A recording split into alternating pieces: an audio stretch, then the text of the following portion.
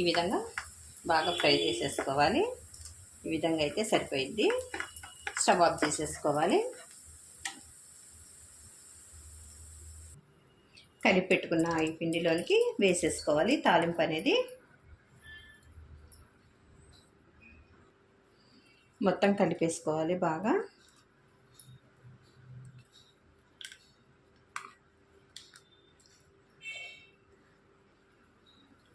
ఈ విధంగా బాగా కలిపేసుకుని మూత పెట్టి ఒక 5 నిమిషాలు పక్కన పెట్టేసుకోవాలి. స్టవ్ వెలిగించుకొని చిన్న మూకుడు పెట్టేసుకోవాలి. మూకుడు వేడెక్కనిచ్చి 1 టేబుల్ స్పూన్ ఆయిల్ వేసుకోవాలి.